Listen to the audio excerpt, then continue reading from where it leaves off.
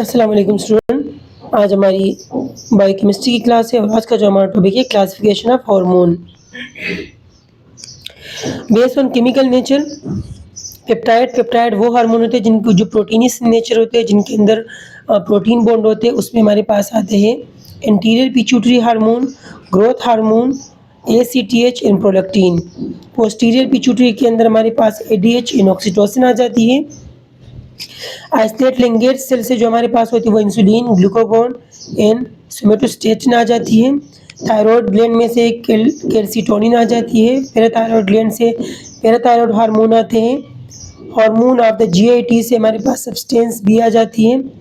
उसके अलावा releasing inhibitory hormone of the hypothalamus, ovaries, relaxin. ये सारे वो हार्मोन है जो प्रोटीनस इन नेचर है, पेप्टाइड बॉन्ड इनके अंदर मौजूद है। फिर आती है ग्लाइकोप्रोटीन वो होते हैं कि जो कार्बोहाइड्रेट और प्रोटीन का मिक्सचर हो।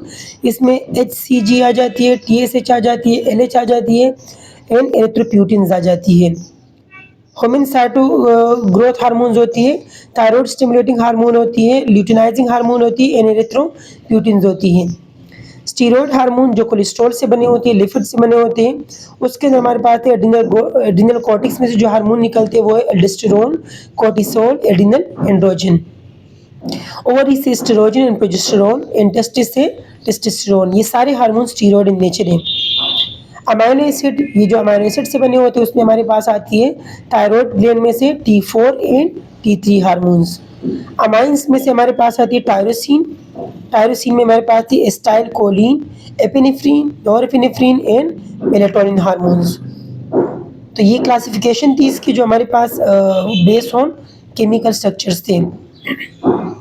फिर अगर हम ग्रोथ हार्मोन की बात करें तो human growth hormone is hormone of the interior pituitary gland and is also known as somatotropin और सोमेटोट्रोफिन हार्मोन। ये ग्रोथ हार्मोन आपके पिट्यूटरी ग्लैंड के इंटीरियर पार्ट से रिलीज होते हैं और इसको सोमेटोट्रोफिन हार्मोन भी बोलते हैं। इसका फंक्शन क्या होता है कि ये बॉडी के सेल के अंदर ग्रोथ करवाता है। जैसे बच्चा पैदा होता है और उसके अंदर ग्रोथ होती है, उसकी हड्डियां बढ़ जाती है, कद बढ़ जाता है, ये सब ग्रोथ हार्मोन की वजह से होता है। ये इसका स्ट्रक्चर्स बना हुआ है। इसकी अगर हम फंक्शन की बात करें, effect of protein metabolism, growth hormone is prominently anabolic effect on skeleton and cardiac muscle. It stimulate the synthesis of protein, RNA and DNA. आपके हार्ट के मसल के ऊपर और आपके स्केलेटन की मसल के ऊपर इफेक्ट करता है। उसके अंदर ग्रोथ करवाता है, एनाबॉलिज्म करवाता है। उसके अलावा प्रोटीन सिंथेसिस करवाता है, RNA और DNA की प्रोडक्शन करवाता है। It's promote amino acid entry into cell this insulin.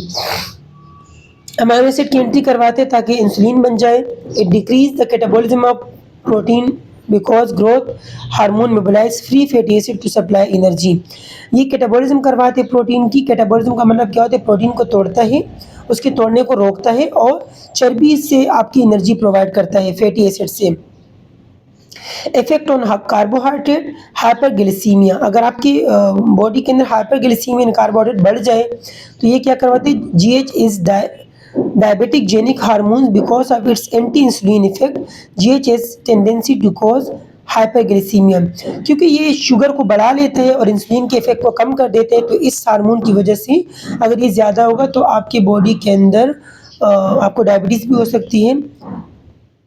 Effect on fat metabolism, अगर हम फैट मेटाबॉलिज्म की बात करें तो growth hormone overall catabolic effect in adipose tissue, it stimulate the metabolism of the fatty acid from adipose tissue leading to decrease the triglyceride content in the fatty tissues and increase the plasma level for fatty acid and glycerol.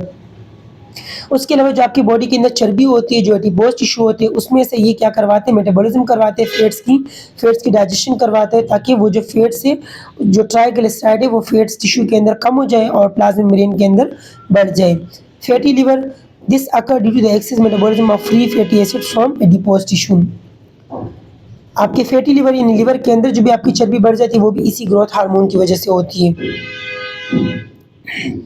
Effect on inorganic metabolism, जो भी inorganic substance है आपके body के अंदर, calcium हो गया, magnesium हो गया, सोडियम हो गया, इन सब की मेटाबॉलिज्म भी करवाता है।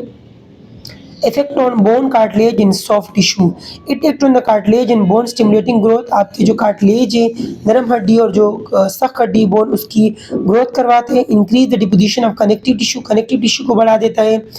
स्किन की थिकनेस को बढ़ा देते हैं। उसके अलावा आपके जितने भी विसरल ऑर्गन्स है, लिवर और किडनी, उसके अंदर ग्रोथ करवाता है।